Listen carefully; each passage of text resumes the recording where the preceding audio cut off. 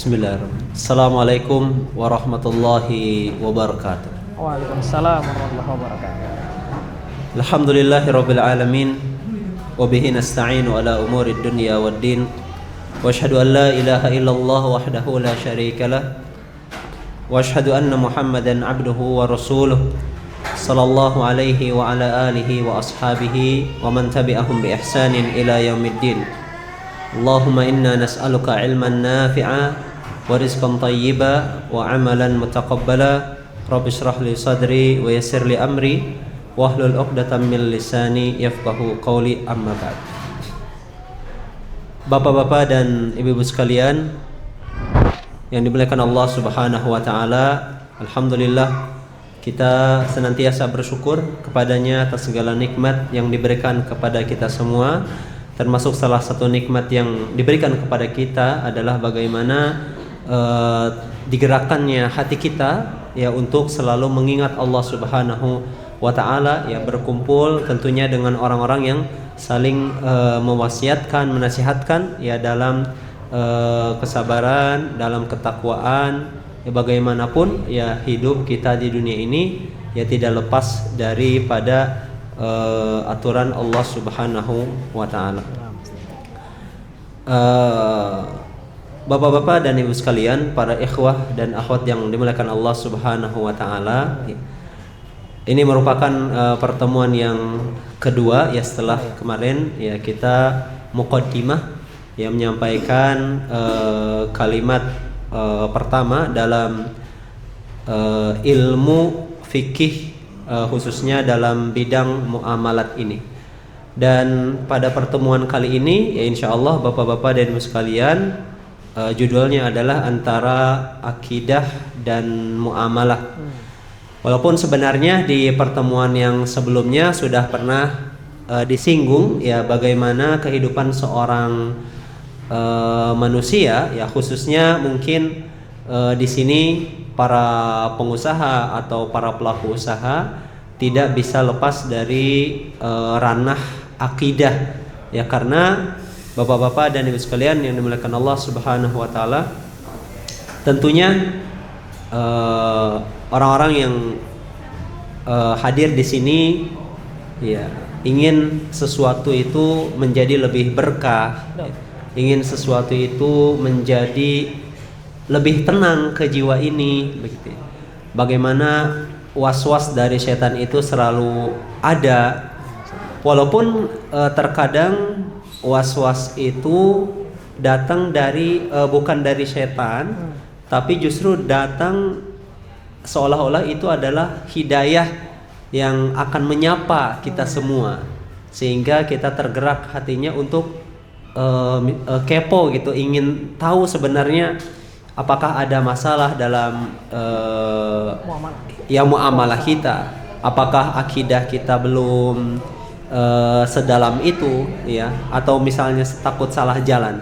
Sehingga pada pembahasan kali ini ya, walaupun belum langsung kepada permasalahan fikih jual beli, tapi insya Allah kedepannya ya, dan mungkin akan kita singgung sedikit ya. Nah, baik bapak-bapak dan ibu sekalian yang dimuliakan Allah Subhanahu wa taala, yang pertama antara akidah dan muamalah ya. Sebenarnya akidah dan muamalah ini tidak dipisahkan. Ya, dia satu kesatuan ya, yang dimulai justru dari akidah terlebih dahulu begitu ya.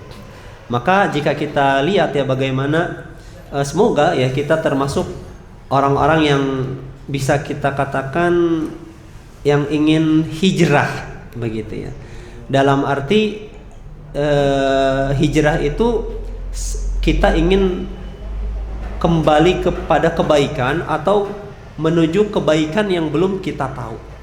Ya, sehingga sebenarnya bapak-bapak dan ibu sekalian dalam pekerjaannya, dalam usahanya, sepertinya yang dituju, yang dicari itu kalau dalam bekerja bukan upahnya, atau dalam usaha niaga itu bukan profitnya. Kan untung sih, Bang. Iya. Karena betul, artinya kalau kita terus mengejar upah ataupun profit, itu banyak ya, artinya yang mereka sudah ada di posisi itu tapi tidak selesai-selesai begitu kan. Mungkin kemarin ya ada beberapa pertemuan ya, kemudian orang yang sudah sampai di sana, orang yang sudah mungkin kita bayangkan sudah di puncak profitnya begitu kan. Tapi seolah-olah belum sampai di garis finishnya. Sehingga sampai saat ini ya kita semua ya bapak-bapak dan ibu sekalian masih terus mencari apa sebenarnya. Nah, ternyata yang dicari itu adalah keberkahan. Namun tidak setiap dari kita mengerti, memahami secara mendalam apa arti dari keberkahan tersebut. Begitu kan. Nah, itulah yang selama ini kita cari, keberkahan. Lalu bagaimana kita tahu sudah sampai kepada keberkahan itu atau belum? Kalau kita belum tahu keberkahan itu apa, nah, maka kita tanyakan kepada para ulama, ya, mereka yang ilmunya lebih banyak, mereka yang tahu bahwa jawabannya itu ada di dalam Al-Quran, ada di dalam hadis Nabi Shallallahu Alaihi Wasallam. Nah, bapak-bapak dan ibu sekalian, ternyata al-barakatu, keberkahan itu definisinya adalah ar-rahau wan syirahus sadri, yang artinya adalah keluasan hati dan ketenangan hati. Jadi bapak-bapak dan ibu sekalian, kalau kita sudah berada di puncak dunia ini begitu, namun ya maaf, artinya kita belum menemukan ketenangan itu, maka kemungkinan keberkahan yang kita inginkan itu belum sepenuhnya kita dapatkan. Ya, maka bapak-bapak dan ibu-ibu sekalian yang dimuliakan Allah Subhanahu wa taala, berkah itu bukan maksudnya sedikit. Berkah itu bukan maksudnya banyak. Maksudnya kalau kita sedikit harta, kemudian gak apa-apa, yang penting berkah. Gak apa-apa sedikit, tapi yang penting berkah. Nah, ini kurang tepat dipahami, karena makna berkah itu bukan sedikit. Jadi orang tidak bisa menyandarkan, misalnya ketika dia berdagang, berniaga, dapatnya dikit begitu kan, profitnya dikit, kemudian dia mengatakan nggak apa-apa dikit, yang penting berkah. Nah, ini kurang tepat ya. Begitupun sebaliknya, misalnya dapat keuntungan banyak ya, cuan banyak begitu kan, alhamdulillah berkah. Nah, ini juga kurang tepat. Tapi keberkahan itu adalah sedikit apalagi banyak, tapi dia mendapatkan ketenangan dengan sedikitnya harta, atau dengan apalagi dengan banyaknya harta. Nah, ketenangan itu ya bagaimana hati ini tidak risau, bagaimana hati ini tidak galau, tidak hampa begitu kan. Sehingga mungkin bapak-bapak dan ibu sekalian mungkin ya pernah merasakan hal tersebut. Misalnya sudah punya segalanya, tapi kok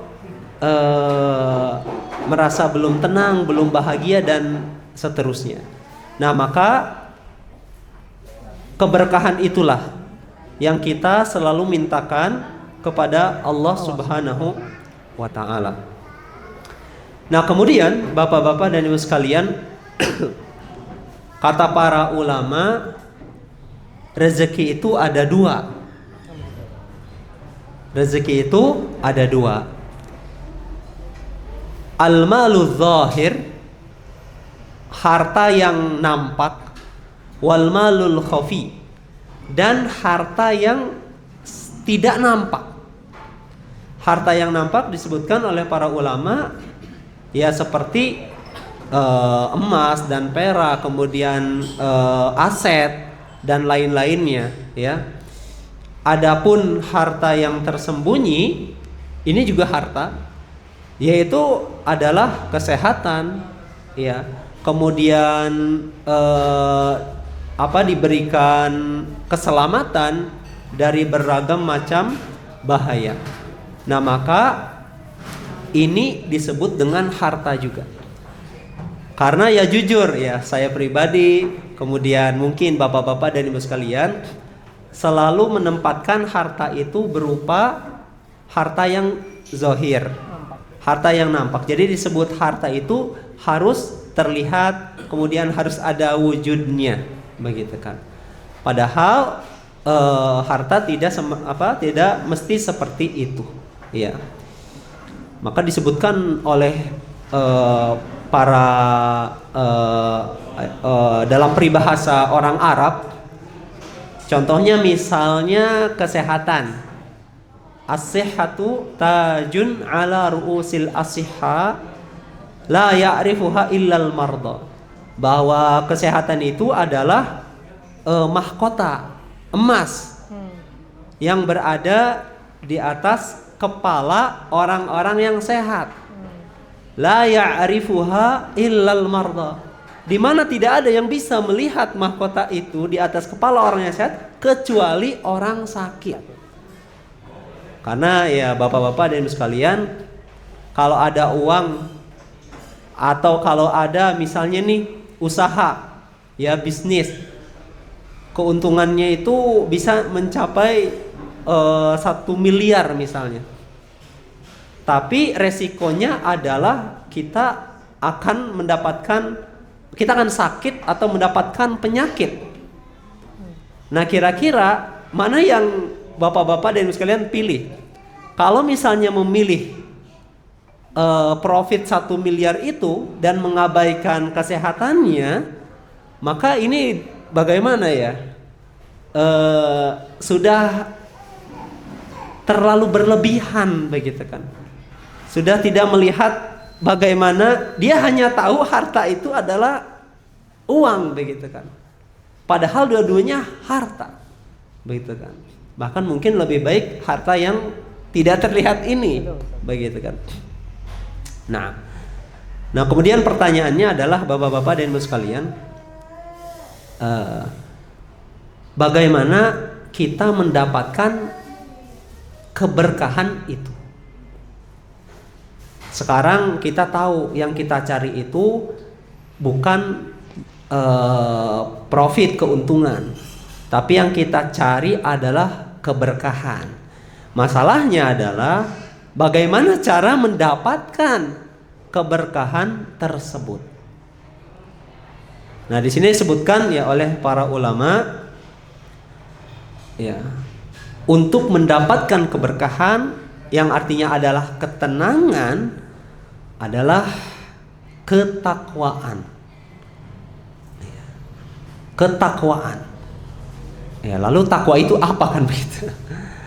Takwa itu simpelnya Pak Bu, yaitu ikut aturan Allah. Jadi kalau misalnya kita semua atau sebagiannya adalah para pelaku bisnis, pengusaha, kalau ingin berkah harus punya ketakwaan, yaitu ikut aturan Allah. Kalau tidak ikut aturan Allah, ya tidak akan Allah berikan keberkahan. Begitu. Pertama, harta ini punya Allah. Ya, Allah akan berikan bahkan kepada orang kafir sekaligus, begitu. Tapi ketakwaan ini hanya Allah berikan kepada pengusaha yang beriman. Apa dalilnya? Innallaha huwar razzaq. Sesungguhnya Allah adalah Sang Maha Pemberi rezeki. Berarti kan rezeki itu dari Allah Subhanahu wa taala. Kemudian Allah memberikan keberkahan dari mana? Allah mengatakan, "Wa may yattaqillaha yaj'al lahu makhraja wa yarzuqhu min haitsu la yahtasib." Ya. Barang siapa yang bertakwa kepada Allah, yaj'al lahu makhraja. Allah akan berikan jalan keluar. Wa yarzuqhu. Nah, di sini Bapak-bapak dan Ibu sekalian.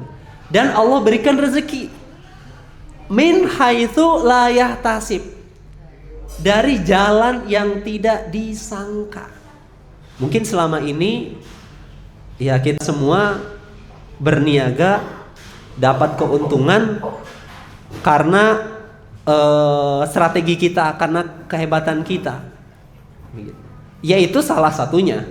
Tapi tetap Allah yang menentukan. Nah, maka saat kita ada di posisi yang sudah stuck, ini bagaimana cara menjual barang, cara supaya laku di pasar segala macam, begitu kan?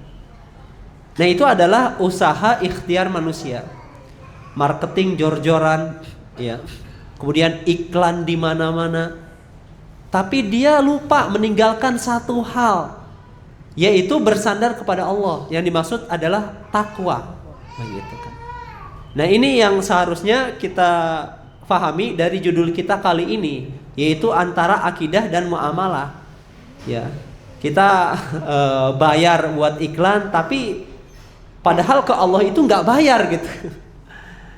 Tinggal minta petunjuk kepada Allah Subhanahu wa taala. Min haitsu la yahtasib, dari jalan yang tidak disangka-sangka. Maksudnya apa?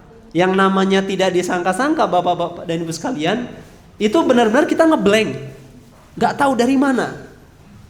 Dan benar-benar sudah tidak ada jalan lagi, seolah-olah sudah maksimal ikhtiar, kadang ada aja dari mana, begitu kan.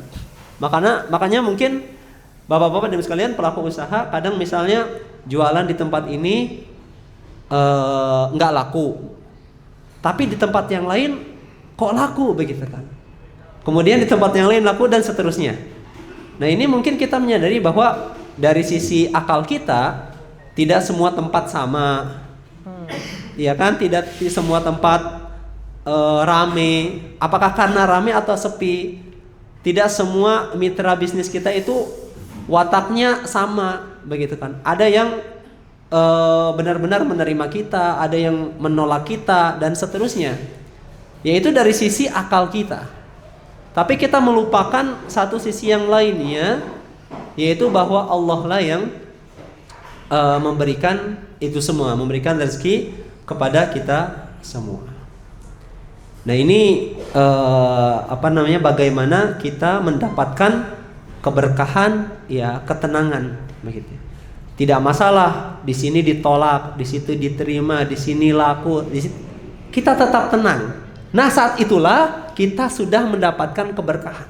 Tapi kalau yang kita pikirkan, aduh gimana ya di tempat ini supaya laku banget seperti di sini, dan seterusnya. Padahal dari 50 tempat misalnya, Allah itu udah kasih 40-nya itu laku, begitu. Tapi 10-nya nggak laku. Nah, dia itu fokusnya ke 10 yang tidak laku, gitu. Tapi melupakan 40 yang sudah laku. Sehingga keberkahan yang kedua adalah selain dengan takwa, yaitu dengan bersyukur. Ya, maka disebutkan, ya Bapak-bapak dan sekalian yang dimuliakan Allah Subhanahu wa taala, bersyukur kepada Allah Subhanahu wa taala, maka akan berkah, maka akan tenang. Bahkan ya Bapak-bapak dan sekalian, dengan bersyukur ini tidak hanya tenang saja.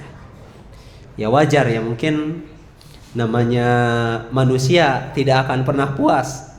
Ya, bahkan Nabi itu mengatakan kalau manusia dikasih satu lembah emas, dia akan minta yang kedua. Kalau dikasih yang kedua, minta yang ketiga. Sampai kapan? Sampai matanya ditutup oleh tanah. Apakah itu sebuah hal yang negatif? Iya. Tapi kita terima itu karena kita sebagai manusia. Ya, jadi Ihsan, ya memang manusia itu kita semua terima aja, kita itu tidak akan pernah puas. Tidak akan. Tapi kita bisa untuk bersyukur kepada Allah Subhanahu wa taala sehingga menekan sifat manusia itu, ya.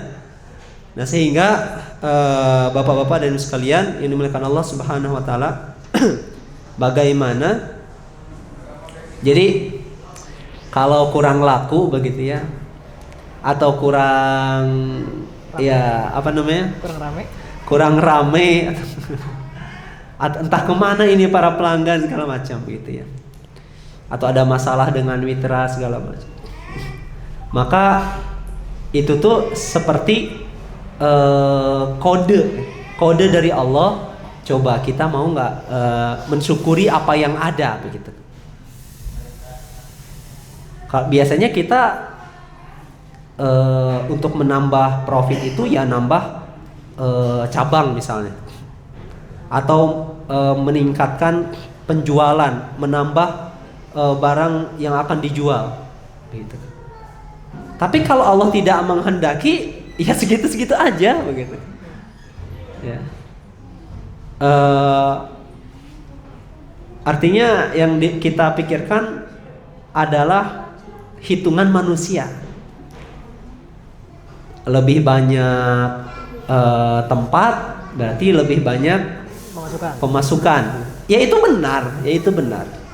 Tapi ada sesuatu yang akan menambah tanpa ya menambah apapun, yaitu dengan bersyukur. Percaya atau tidak kira-kira ini? Kata Allah, kata para ulama disebutkan, doa itu bukan ragu baru berdoa, tapi yakin dulu baru minta. Bagaimana Allah akan memberi kalau pas minta aja kita masih ragu gitu. Jadi yakini dulu baru minta ya. Maka kita percaya dulu, kemudian bersyukur, insya Allah Allah akan tambah. Apa dalilnya? Al-Quran. La in syakartum la azidannakum. Sudah hafal insya Allah. Tapi ya mungkin kita belum 100% benar-benar mempraktikkan gitu. Maksudnya bukan maksudnya jangan tambah tempat baru, enggak. Ya itu terus, ya itu ikhtiar maksimal aja, teruskan saja. Dan itu bagus begitu kan. Tapi ingat satu hal ini, untuk bersyukur, dan dari syukur itulah mungkin Allah akan menambah keberkahan kepada kita. La in syakartum la azidannakum. Ya, jika kalian bersyukur, maka pasti ya, dalam bahasa Arab, bapak-bapak dan ibu sekalian, dalam bahasa Arab, la azidanakum. Kalimat bertambahnya itu cuman azida aja. La-nya itu artinya adalah pasti, na-nya itu adalah benar-benar. Jadi Allah mengatakan pasti benar-benar akan aku tambah. 2 kali Allah meyakinkan gitu. Tapi manusianya ragu gitu. Ya, dengan bersyukur ini, dan kalau kita memahami dan mengenal benar-benar diri kita sebagai manusia, ya bapak-bapak dan sekalian, memang manusia itu sedikit yang bersyukur. Makanya kalau sifat kita itu jarang bersyukur, wajar karena kita manusia. Tapi akan menjadi berbeda ketika kita masuk kepada kelompok yang sedikit, begitu kan? Orang-orang menyebutkannya selamat datang di komunitas 1%, begitu kan? Wa qalilum min ibadiyasy syakur. Sedikit dari hambaku yang bersyukur. Maka masuklah ke dalam ya komunitas yang sedikit itu, yang bersyukur kepada Allah Subhanahu wa ta'ala. Ya. Kemudian yang yang terakhir dari keberkahan itu takwa, kemudian bersyukur, dan yang ketiga adalah sedekah. Dengan sedekah, Kalau hitungan manusia, kita punya uang 1 juta, sedekah 1 juta berarti kurang 9 juta. Itu hitungan kita. Kalau uang 10 juta tuh. Tadi Ustaz ngomongin 1 juta.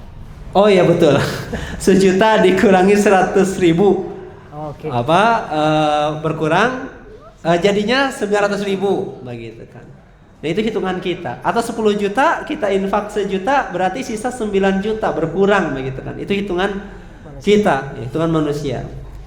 Tapi sebenarnya 1 juta itu tidak hilang. Di mana 1 juta itu? Di akhirat.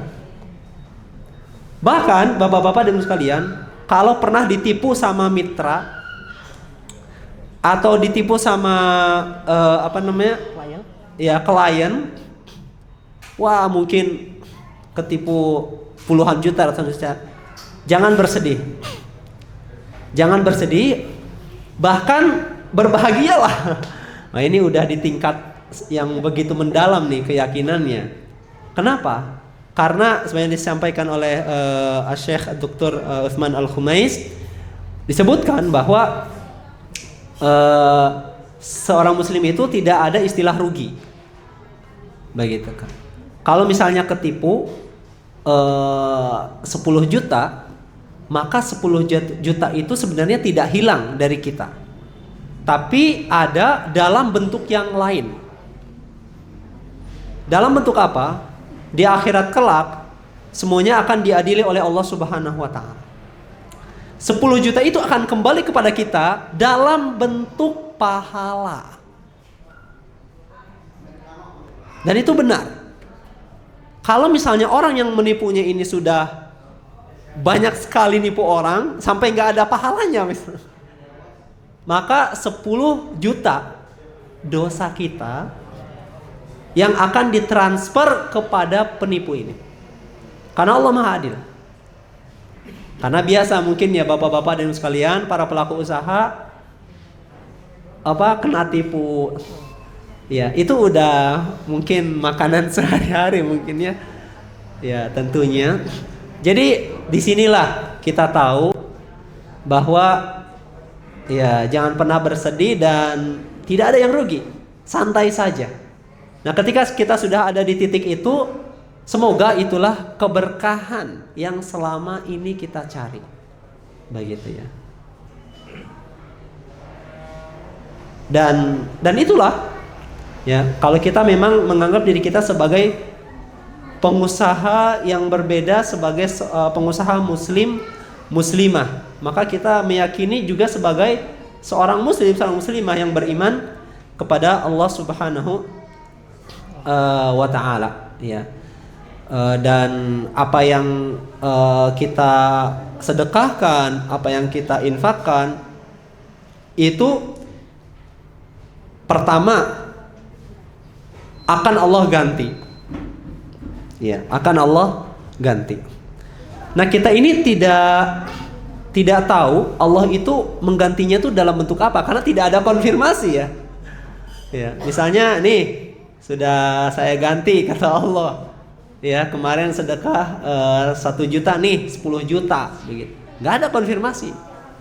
Tapi boleh dan ini adalah satu keimanan yang bagus.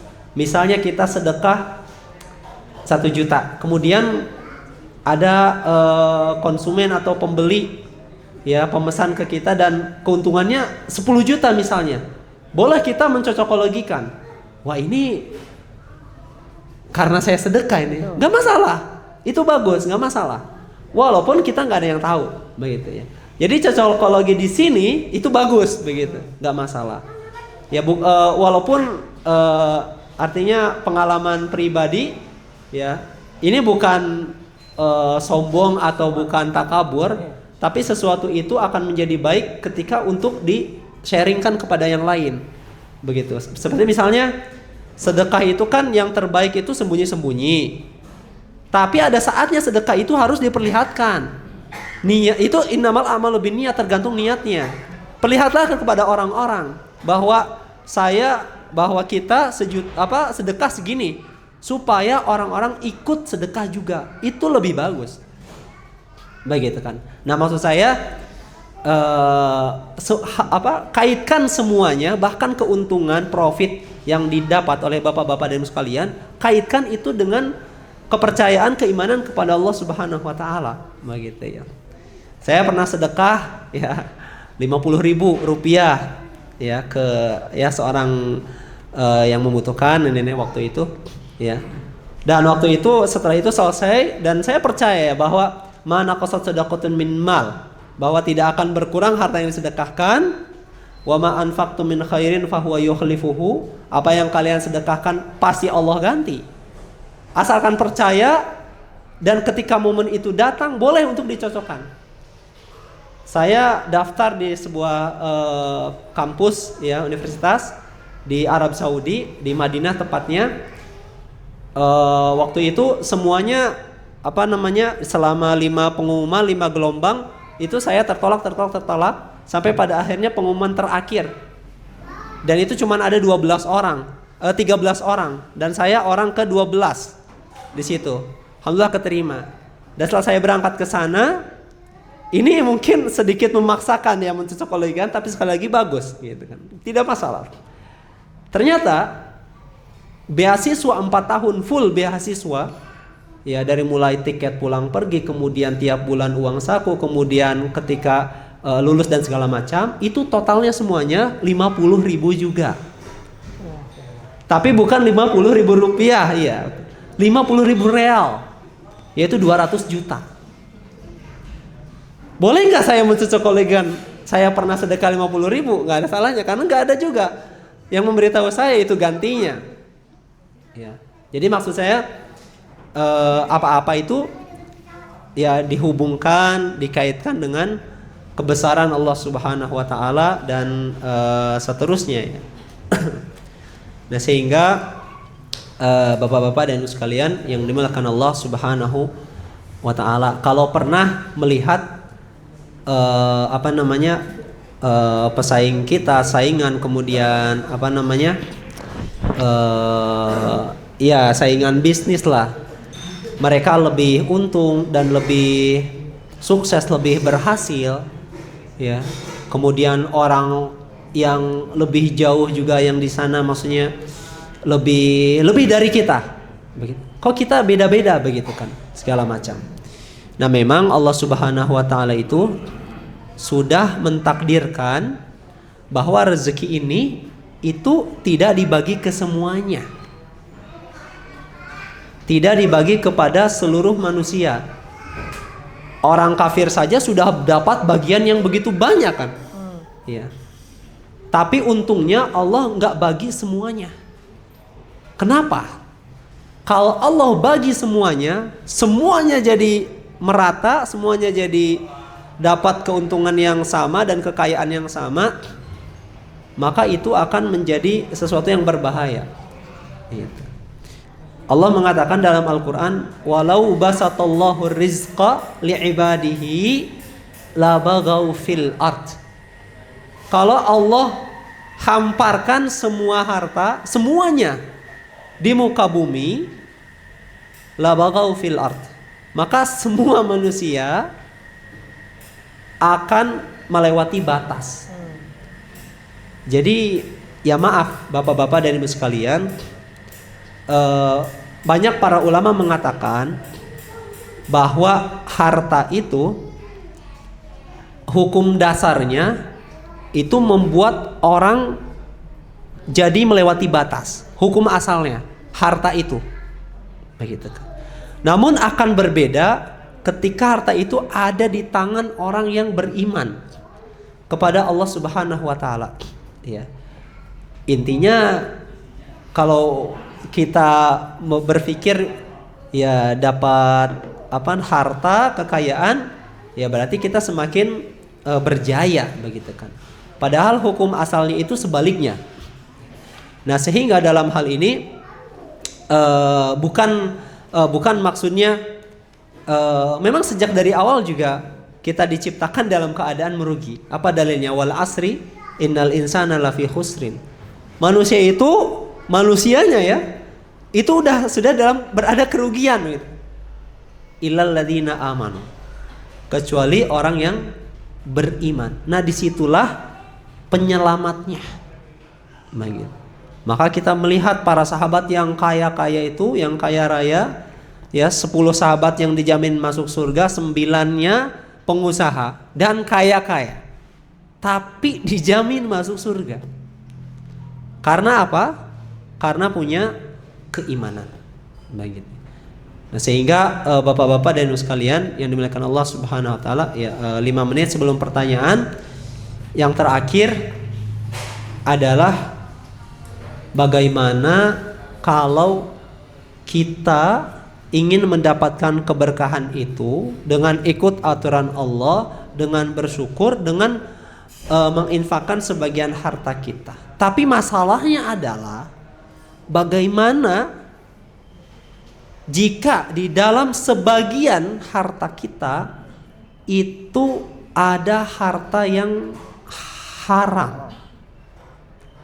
Nah, disinilah maksudnya kita ingin tahu apakah, kan itu sebenarnya kita ingin tahu harta kita ini apakah benar-benar didapatkan dari yang benar-benar halal atau samar-samar syubhat, begitu kan? Apalagi haram kan begitu.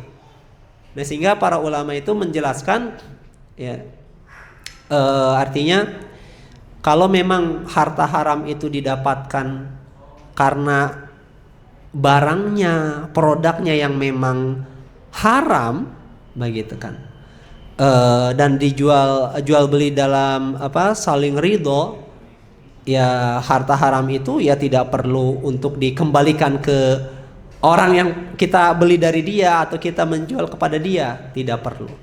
Tapi dengan apa? Artinya dimusnahkan jika barang itu barang haram, ya. Dan ya contoh banyak contoh barang haramnya. Mungkin yang jauhnya adalah khamar, ya, dan yang lainnya, ya. Nah, kemudian yang kedua, harta haram yang mungkin kita menzolimi orang lain dalam usaha bisnis kita, ternyata kita menzolimi orang lain, begitu, dari selisih keuntungan, macam-macam banyak, begitu kan. Maka saat itu tentu saja orangnya tidak ridho, maka kita harus mengembalikannya, gitu ya. Kemudian yang ketiga adalah bagaimana kalau misalnya kita tidak tahu, ya, bahwa harta kita ternyata adalah harta haram, dan kita tidak tahu bahwa kita menzalimi orang lain, atau produk yang kita jual itu ternyata adalah barang haram. Ya, maka saat itu cukup dengan bertaubat kepada Allah Subhanahu wa taala, gitu ya. Dan yang terakhir, ya naudzubillah, kita tahu itu haram, barangnya haram atau caranya haram, kita tahu gitu, tapi kita melakukannya, maka cara membersihkannya adalah dengan, ya, mengembalikan hak orang yang kita zolimi. Dan jika kita sudah mengembalikannya, kita bertobat kepada Allah Subhanahu wa taala. Jika kita belum mengembalikan sebagian harta haram yang kita miliki karena menzalimi orang lain, maka kata para ulama disebutkan, yaitu Al-Imam Ibnul Qayyim dalam kitab Zadul Ma'ad, itu akan dihitung sebagai hutang, begitu ya. Di mana hutang tadi disebutkan akan diadili oleh Allah Subhanahu wa taala, begitu ya. Maka semoga, ya, artinya sedikit banyaknya dari harta kita yang belum kita ketahui halal haramnya, maka setidaknya untuk saat ini kita banyak-banyak untuk bersedekah, ya. Semoga dari sedekah itu seolah-olah, ya, kita membersihkan harta yang mungkin ada harta haram di dalam apa yang kita miliki, ya, dari usaha yang kita lakukan. Nah, mungkin untuk saat ini itu yang bisa disampaikan tentang materi antara akidah dan muamalah.